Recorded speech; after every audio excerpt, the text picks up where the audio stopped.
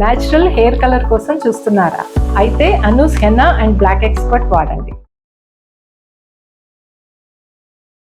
నమస్తే, welcome to Suman TV. నేను గీతాంజలి. ప్రస్తుతం మనతో పాటు సనాతన్ ట్రావెలర్ ప్రమోద్ కుమార్ ఉన్నారు. వారితో మాట్లాడదాం. హలో ప్రమోద్ గారు, నమస్తే అండి.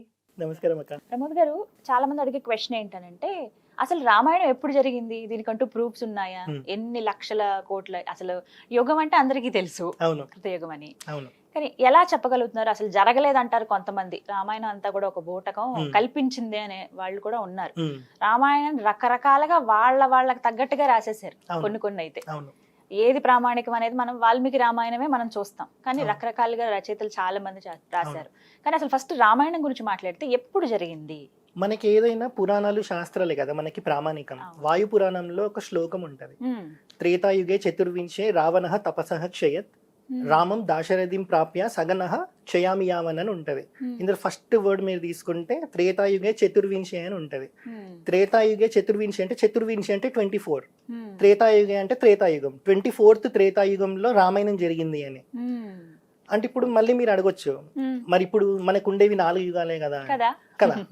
సో యుగాలు 4, ఈ 4 కలిపితే ఒక మహాయుగం అవుతుంది. సో ఇలాంటి మహాయుగాలు ఒక 71 అయితే అది మనకి మన్వంతరం అవుతుంది. ఇప్పుడు మనం ఉన్నది 28వ మహాయుగం, 28వ కలియుగం. రావణాసురుడు పుట్టింది 22వ మహాయుగంలో కృతయుగంలో, రాముడు పుట్టింది 24వ మహాయుగంలో త్రేతాయుగంలో. సో 22వ మహాయుగంలో పుట్టిన రావణాసురుడు 24వ మహాయుగంలో పుట్టిన రాముడి చేతితో అంతమయ్యాడు అని అలా. సో 24వ మహాయుగం అంటే ఇప్పుడు మనం 4 యుగాస్ మనం క్యాలిక్యులేట్ చేస్తే 43,20,000 ఇయర్స్ వస్తుంది. 4 యుగాస్. ఇప్పుడు మనం 28 లో ఉన్నాం. అలా 48,300 into 4 వేసుకోండి, వెనక్కి 4 వెళ్ళాలి కదా. అలా వేసుకుంటే మీకు అప్రాక్సిమేట్ గా వచ్చేది 1,94,00,000 అనేది అప్పుడు జరిగింది. ఇప్పుడు వచ్చి ప్రామాణికము అది ఇది అని అడిగితే, అందుకే వాల్మీకి మహర్షి కూడా అంత తెలివి తక్కువ ఏం కాదు, రాసేటప్పుడే కొన్ని సెట్ ఆఫ్ రూల్స్ పెట్టాడు, ఇది మాత్రమే వాల్మీకి రామాయణం అని. ఏంటి అని అంటే, ఇప్పుడు ఎవరు ఇన్ని 300 రామాయణాలు ఉన్నాయని అంటారు, ఎవరు రామాయణం రాసిన ఒకటే పేరు పెట్టారు రామాయణం అని. కానీ వాల్మీకి మహర్షి 3 పేర్లు పెట్టాడు. ఒకటి శ్రీరామాయణం అని పెట్టారు, ఇంకోటి సీతాయ చరితం మహత్ అని పెట్టారు, మూడవది పౌలస్య వధ అని పెట్టారు అన్నట్టు. ఇలా మీకు ఏ పేర్లు కనబడవు.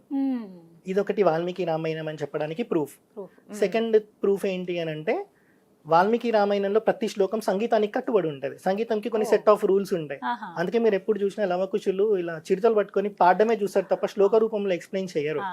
అది వాల్మీకి మహర్షి గొప్పతనం. 24,000 శ్లోకాలు అలా సంగీతానికి కట్టుబడేటట్టు రాశారు, అలా ఎవరు రాయలేదు. థర్డ్ రూల్ ఏంటి అని అంటే, మనం గుర్తుపట్టడానికి సింపుల్ ఇలా చెప్పారు, గాయత్రి మంత్రంలో 24 బీజాక్షరాలు ఉంటాయి. గాయత్రి మంత్రానికి ద్రష్ట ఎవరు? విశ్వామిత్రుడు. అంటే ఆయనే చెప్పింది. 24 బీజాక్షరాలు ఉంటాయి. మీకు ఏ మంత్రంలో కూడా అన్ని బీజాక్షరాలు కనబడి ఒక గాయత్రి మంత్రంలోనే ఉంటాయి. రామాయణం 24,000 శ్లోకాలు రాయడానికి కూడా రీజన్ అదే. ప్రతి 1000 శ్లోకంలో మొదటి శ్లోకంలో మొదటి అక్షరం గాయత్రి మంత్రంలో ఒక బీజాక్షరంతో స్టార్ట్ అవుతుంది. ఇలా రాసిన వాళ్ళు ఎవ్వరు లేరు. సో ఎప్పుడైనా మనం ఇది వాల్మీకి రామాయణమా కాదా అని తెలుసుకోవడం, లేదంటే డౌట్ ఉంది అని అంటే కామ్గా ప్రవచనాలు వినాలి. ఎందుకంటే వాళ్ళు అన్ని చూసి మన దగ్గరికి వచ్చి చెప్తారు. లేదు మనకి ఇవన్నీ మనం చూసుకోగలుగుతాము అని అంటే బుక్కులు చదువుకుంటే చాలు. కానీ 1 పాయింట్ పర్స్పెక్టివ్ లోనే అర్థం అవుతుంది. 2 టైప్స్ లో అర్థం చేసుకోవచ్చు రామాయణం. భార్యను వదిలిపెట్టిన భర్త కథలాగా, భార్యను అర్థం చేసుకున్న భర్త కథలాగా. ఇది మనం అర్థం చేసుకున్నప్పుడు రాముడు హీరో, ఇది అర్థం చేసుకున్నప్పుడు రావణుడు హీరో. ఇలానే చూస్తారు దాదాపు ఈ 2 వేస్ లోనే గమనిస్తారు. అంతే. అందుకే శ్రీరామాయణం అని పెట్టారు. శ్రీ అంటే సీతమ్మ, రామ అంటే రాముడు, ఆయనము అంటే నడిచిన దారి అని, మార్గం అని చెప్పి. సో వీటికి కూడా చాలా ఇవంటి జరగలేదనే అసలు చాలా మంది వాదిస్తారు కదా. అంత గుడ్డిగా ఏం ప్రూఫ్లు ఉన్నాయి? ఇప్పుడున్న ఇవన్నీ కూడా అవేమన్నా ప్రూఫ్లా? ఇవన్నీ కల్పించినవే, రామసేతుతో సహా అందరూ చెప్పేది అదే కదా. సైన్స్ ప్రకారం నమ్ముతామని చెప్తారు కదా, దానికి ప్రూఫ్ పెట్టాడు వాల్మీకి మహర్షి. అది హనుమాన్ మూవీలో ప్రశాంత్ వర్మ చేసిన చాలా గొప్ప పని. హనుమంతుడి సాంగ్ ఉంటది, అందులో ఆయన సూర్యుడిని మింగడానికి వెళ్ళినప్పుడు ఇంద్రుడు వస్తారు ఆ ఏనుగు మీద, దానికి 4 దంతాలు ఉంటాయి. ఆ 4 దంతాలు రామాయణం ఇప్పుడు ఏదైతే 24th మహాయుగంలో జరిగిందని చెప్పాను కదా, ఆ టైం పీరియడ్ కి ఆ గోంఫోతెర ఎలిఫెంట్స్ ఉన్నాయని మ్యాచ్ అయ్యింది. మన వాళ్ళకి ఎట్లా తెలుస్తుంది 4 కొమ్ములు 4 దంతాలు ఉన్న ఏనుగులు అప్పట్లో ఉన్నాయని? టైం లైన్ ఎట్లా మ్యాచ్ అయ్యింది? సో ఇవన్నీ ఎవరు చెప్పారు? జానకిరామ్ కాస్మిక్ ట్యూబ్ ఛానల్ అని ఉంటుంది, అందులో రామాయణం గురించి చాలా డౌట్స్ ఉన్నాయి. వానరులు అసలు అది ఒక సెపరేట్ జాతి ఉండేదా, లేకపోతే ఇప్పుడు మనం చూస్తున్నటువంటి ఈ వానరులు అవి ఇవి ఒక్కటేనా? నాకు కూడా డౌటే అది, ఉమ్. వివరించండి. ఇప్పుడు మనకి లిస్టే ఉంటది ఎంతమంది వానరులు యుద్ధానికి వెళ్ళారు అని చెప్పి ఒక కౌంటే ఉంటది వాల్మీకి రామాయణంలో. అందులో మీరు చూసే కోతులు, కొండముచ్చులు ఇవన్నీ ఉంటాయి కదా, రకరకాల జాంబవంతుడు ఇట్లాంటి బీర్లు ఉంటాయి, ఇవన్నీ వెళ్తాయి అని చెప్తారు యుద్ధానికి. ఆ, మనకి వాలి, సుగ్రీవుడు, హనుమంతుడు వీళ్ళు నరవానరులు. ఉమ్, నరవానరులు వేరు, పూర్తి వానరులు వేరు. ఉమ్, అది డిఫరెన్స్ అన్నట్టు. వీళ్ళు రావడానికి కారణం ఏంటంటే, ఎవడైతే రావణాసుడు గొప్ప గొప్ప అని అంటుంటారో అలాంటి రావణాసుడు ఒకసారి యవనంలో ఉన్నప్పుడు పుష్పక విమానంలో కైలాస పర్వతం మీద నుంచి పోతుంటాడు. ఉమ్, శివుడు, పార్వతి అమ్మవారు అక్కడ నాట్యం చేస్తుంటే విమానం ఆగిపోతుంది. ఈవెన్ ఇప్పటికి కూడా కైలాస పర్వతం మీద నుంచి విమానాలు పోవు, ఉమ్, వెళ్ళాం కదండి. అప్పుడు కూడా ఆగిపోతుంది. ఉమ్, ఎవరు అయినా ఎవరా శివుడు ఒకసారి చూడండి అని పంపిస్తాడు. పెద్ద పొగరు ఎక్కువ కదా సార్కి. ఆ, అయితే నంది వస్తారు అన్నట్టు, ఆ, ఇక్కడ నుంచి విమానం పోదు నీది, ఆగమనే చెప్తారు. ఉమ్, నువ్వు కోతిలాగా ఉన్నావు అని చెప్పి నవ్వుతాడు అన్నట్టు. ఆ, ఓ కోతిలాగా ఉన్నా అని చెప్పి నవ్వుతున్నావు, ఎటకారం చేసినావు కాబట్టి అదే కోతులతో నీకు భంగపాటు ఉంటది అని చెప్తారు. ఉమ్, అప్పుడు దేవతలు నంది మీద పుష్పవృష్టి కురిపిస్తారు. ఆ, రావణాసుడు చచ్చిపోవడానికి ఒక బీజం పడ్డది అని. ఆహా. అలా వచ్చిన వాళ్ళు నరవానరులు. ఉమ్, విష్ణుమూర్తి మానవుడిగా వస్తా అని చెప్పే ముందే ఉమ్, దేవుళ్ళందరూ దశరథుడు చేస్తున్న పుత్రకామేష్టి యాగానికి వస్తారు. అప్పట్లో ఎవరైనా యజ్ఞం యాగం చేస్తున్నారు అంటే హవిస్సు తీసుకోవడానికి దేవతలే వచ్చి కూర్చునేవాళ్ళు. ఓ, వాళ్ళందరూ మీటింగ్ పెట్టుకుంటారు. ఉమ్, ఇప్పుడు మనం కూడా అంతే కదా, సైమా అట్లాంటి అయినప్పుడు సినిమా ఉందో ఒకసారి కనిపిస్తాను పోతాం కదా, అవునవును. అలా అందరు కూడా వస్తారు అన్నట్టు. ఓకే. బ్రహ్మదేవుడు కూడా ఉంటారు. అందరం ఓ దగ్గర కూర్చున్నాం కదా, ఇది కరెక్ట్ టైం బ్రహ్మదేవుడిని అడగడానికి అని చెప్పి అడుగుతారు. అసలు ఎట్లా చచ్చిపోతాడు, మాకు టార్చర్ పెడుతున్నాడు అని. ఉమ్, గుర్తొచ్చిందయ్యా, ఆయన అడిగిన వరంలో రెండు. ఒకటేమో నంది శాపం ఉంది, ఆ, నరవానరులు రావాలి. వాళ్ళ చేతాన్ని. ఉమ్, సెకండ్ది మానవ అవతారం తీసుకుంటారు విష్ణుమూర్తి. ఎందుకంటే మనిషి చేతిలో అది కోరుకోడు. ఉమ్, మనిషి చేతిలో నాకు చావు ఉండదా, మనుషులు నీచం అన్నట్టు మాట్లాడతాడు అన్నట్టు. ఎవడు అడగడు, ఆయనే చెప్తాడు. ఉమ్, బ్రహ్మదేవుడు అడిగినప్పుడు చెప్తే అది వేరు, ఉమ్, ఆయన సొంతంగా చెప్తాడు అన్నట్టు. వాళ్ళెంత ఆఫ్టర్ ఆల్ అన్నట్టు. ఉమ్, కాబట్టి విష్ణుమూర్తి రాముడిగా వచ్చారు. ఇప్పుడు ఇక్కడ నరవానరులు రావాలంటే అప్పుడు బ్రహ్మదేవుడు ఏం చెప్తారంటే, దేవతలకి పిల్లలు పుట్టరు అని పార్వతీదేవి శాపం పెడుతుంది. ఉమ్, ఆ స్కందుడి చరిత్రలో ఉంటది, ఉమ్, సుబ్రహ్మణ్య షష్ఠిలో ఉంటది. ఉమ్, సో మీకు పిల్లలు పుట్టారు కాబట్టి మీరేం చేయండి అని అంటే, నాగకాంతల యందు, శ్రేష్టమైన వానర స్త్రీల యందు ఇట్లా మీరు మీ అంశాలను వదలండి అని చెప్తారు అన్నట్టు. ఉమ్. అలా వచ్చిన వాళ్ళు నరవానరులు. ఓ, అట్లా అలా. పుట్టారన్నమాట. బల్లూకాలు అంత పెద్ద లిస్టే చెప్తారు రాముడితో పాటు వెళ్ళిన యుద్ధానికి వెళ్ళినవి. ఓ, సో దాదాపుగా వానరులు వేరు, నరవానరులు వేరు. ఉమ్, అంటే ఇప్పుడు మనం చూస్తున్నవి అయితే కాదంట. ఇవి కూడా ఇవే ఉంటాయి లిస్ట్ లో. ఇప్పుడు మనం కోతుల గురించి, కొండముచ్చుల గురించి మాట్లాడుకుంటాం కదా, రామాయణంలో కూడా ఇవే లిస్ట్ ఉంటాయి. ఓకే. అలా దాదాపుగా ఎన్ని జాతులు అలా పాల్గొని ఉండొచ్చు రామరావణ అసలు యుద్ధంలో? మీకు లిస్ట్ చెప్పాలి అని అంటే, మన వాళ్ళు ఏమంటారు, జీరో ఆర్యభట్ట కనుక్కున్నాడు, ఆర్యభట్ట జీరో కనుక్కోలే, ఆ, ప్రపోజ్ చేశాడు. ఓకే. ఇప్పుడు నేను ఉంది ఒక ఏదో పేపర్ పట్టుకొని రాయాలి. ఉమ్, రాస్తున్నప్పుడు నేను ఏం చేస్తాను, మా గురువు పేరు, దేవుడి పేరు అవన్నీ రాస్తాను. ఆర్యభట్ట కూడా మన వాళ్ళు ఏది రాసినా కూడా గురువుని స్మరించుకొని రాసేవాళ్ళు. ఉమ్, ఇప్పుడు లేకపోతే ఆర్యభట్ట మొన్న 2500 years బ్యాక్, 220 years బ్యాక్ అనుకోండి, ఉమ్, మరి అందులో అక్షౌహిణి సైన్యం అని చెప్పారు అన్నట్టు. అక్షౌహిణి సైన్యము అని చెప్పి ఉమ్, 9 తర్వాతనే కదా జీరో రావాలి, దాని తర్వాతనే కదా థౌజండ్స్, ల్యాక్స్, క్రోర్స్ వస్తాయి. ఆ, సో బయటికి ప్రపోజ్ చేసింది అప్పటికే ఈయన. zero జీరో ఉంది. లేకపోతే 9 దగ్గర నెంబర్ ఆగిపోవాలి. ఉమ్, నేను ఇందాక ఏం చెప్పాను, అజామిలో వాక్యానంలో 9 మంది కొడుకులు అని చెప్పిన పిల్లలు. ఉమ్, అలా ఆయనకు 11 పుడితే 11 అనే చెప్తాను కదా. సరే 33 కోట్ల దేవతలు అన్నప్పుడు 33 అని అంటారు. 9 దాటితేనే కదా 33. ఉమ్, సో అది వాళ్ళు కూడా ఎప్పుడు నేను ఇన్వెంట్ చేశాను, నేను చెప్పినా అని చెప్పరు. ఉమ్, ప్రపోజ్ చేశారు ఆయన.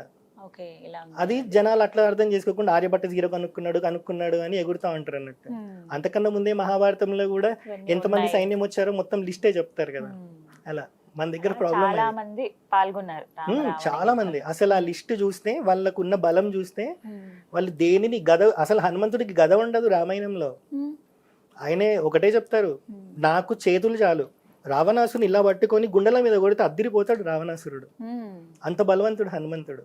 ఉమ్, సో వాళ్ళకి ఏంటి, కొండలు, చెట్లు, ఇవే వాళ్ళ ఆయుధాలు. క్లియర్ గా రామాయణంలో మెన్షన్ చేసి ఉంటది. గద తర్వాత వచ్చింది. ఓ, తర్వాత అలా. తీసుకున్నారు. ఉమ్. వారిద్దరి అనుబంధం గురించి కూడా చాలా చెప్తారు కదండి. అలాంటివి ఏమన్నా కొన్ని అంశాలు ఎవరి ప్రస్తావిస్తారా? అనుబంధం? రాముడు హనుమంతుడు. రాముడికి హనుమంతుడు పరిచయం అయింది అరణ్యకాండలో, ఉమ్, కిష్కింద కాండ స్టార్ట్ కాక ముందు. ఉమ్, ఇంకొకటి ఏంటి అని అంటే, రాముడిని ఫస్ట్ టైం ఆయన చూడగానే భక్తుడైపోతాడు. ఎందుకంటే కొందరిని చూసినప్పుడు మనకు అనిపిస్తుంది, ఈవెన్ ఇప్పుడు చెప్పాలి లిటరల్ గా అంటే చెలం అని చెప్తాం కదా, ఉమ్, ఆయన దేవుని నమ్మడు, అతిష్ట అని చెప్తుంటారు. ఉమ్, రమణ మహర్షి అలా వస్తుంటే ఈయన వస్తున్నాడా చూద్దామని చెప్పి సుట్ట పట్టుకొని తాగుతా ఉంటాడు. ఉమ్, రమణ మహర్షి అలా వెళ్తుంటారు. ఉమ్, వదులుతాడు పొగ. రమణ మహర్షి ఇలా ఒక చూపు చూస్తాడు, ఫ్యాన్ అయిపోతాడు. చలం స్మృతులని బుక్కే రాస్తాడు. ఇప్పుడైన సమాధి కూడా అరుణాచలంలో రమణాశ్రమంకి ఎదురుగానే ఆయన ఇలా పడుకున్నప్పుడు మనం చూస్తాం కదా, అలా రమణాశ్రమం వైపు చూసినట్టే ఉంటది అని చెప్తారు. గిరి ప్రదక్షిణ చేసేటప్పుడు ఉంటది. అలా. సో రాముని ఫస్ట్ టైం చూసినప్పుడు హనుమంతుడి ఫీలింగ్ కూడా అదే. సన్యాసి లాగా వస్తాడు, కానీ సన్యాసి ఎవరి పాదాలు మొక్కొద్దు, కానీ రాముడికి మొక్కుతాడు. ఎందుకు అని అంటే ఆయన సన్యాసి కాదు, కానీ ఆ పారవశ్యం రాముడిని చూడగానే ఇక నా లైఫ్ అంతా ఈయనకే అని అనుకుంటాడు అన్నట్టు. అప్పటి వరకు రాముడి గురించి తెలియదా? మీరు అందుకే ఇక్కడ చూసే శంషాబాద్ లో ఒక గుడి ఉంటది, అమ్మపల్లి టెంపుల్. అలా హనుమంతుడు ఉండరు. రాముడు అక్కడికి వచ్చి కూర్చున్నప్పుడు ఇంకా హనుమంతుడు పరిచయం కాలే కాబట్టి. భద్రాచలంలో కూడా ఉండరు కదండి. భద్రాచలం చరిత్ర నాకు తెలియదు. ఈ రామాయణం మాత్రం భద్రాచలంలో జరగలేదు, అది వేరేది. ఈ రామాయణం పంచవటి నుంచి ఇట్లా వెళ్ళింది కిష్కింద అట్లా. మీరు మళ్ళీ భద్రాచలంలో జరిగిన రామాయణము అని అంటాం కదా, అది తీసుకుంటే ఈ రూట్ మ్యాచ్ అవ్వదు, లేపాక్షి మ్యాచ్ అవ్వదు, ఏది మ్యాచ్ అవ్వదు. అక్కడ కొంచెం కాంట్రడిక్షన్ ఏం లేదు, కాంట్రడిక్షన్ అంటే మరి అక్కడ పర్ణశాల, అక్కడి నుంచి రావణుడు తీసుకెళ్ళాడు సీతమ్మని చెప్తారు కదా. దీంట్లో మళ్ళీ మనం చూస్తే పురాణానికి పంచలక్షణాలు అని ఒక శ్లోకం ఉంటది. సర్గశ్చ ప్రతిసర్గశ్చ వంశో మన్వంతరాని చ వంశానుచరితం చేయో పురాణం పంచలక్షణం అని. 5 లక్షణాలు ఉన్నప్పుడే అది పురాణం అవ్వాలి, ఎవడు పడితే వాడు రాయొద్దని చెప్పారు వ్యాసుడు. స్టాంప్ వేసేసాడు, రాజమౌళి వేసినట్టు.